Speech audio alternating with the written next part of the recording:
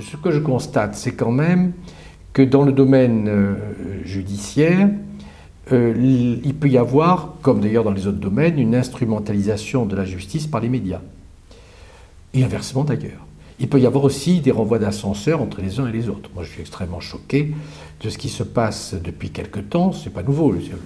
À l'occasion de l'affaire Fillon, ne fait que révéler une nouvelle fois ce qui existe depuis assez longtemps, qu'il y a des fuites quasiment en temps réel de l'enquête, parquet, ou de l'instruction.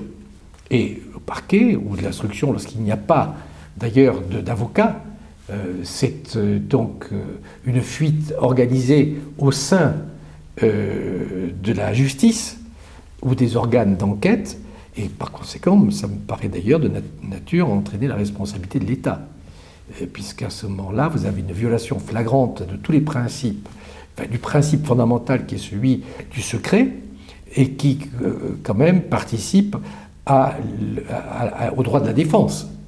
Je pense qu'à un moment donné, il faudra quand même savoir si la justice est rendue dans le prétoire ou si elle est rendue sur les plateaux de télé.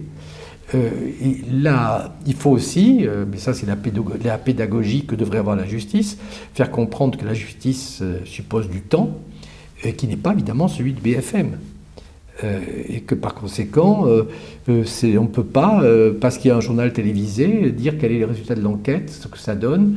Donc la garantie des citoyens, c'est quand même que les procédures soient respectées, que le temps nécessaire, strictement nécessaire, le soit aussi. On risque d'aboutir à ce que je disais, c'est-à-dire que la presse est le chien de garde de la démocratie, mais il faudrait faire attention quand même que le chien ne devienne pas fou et ne mange pas celui qu'elle protège, ou celle qu'elle protège.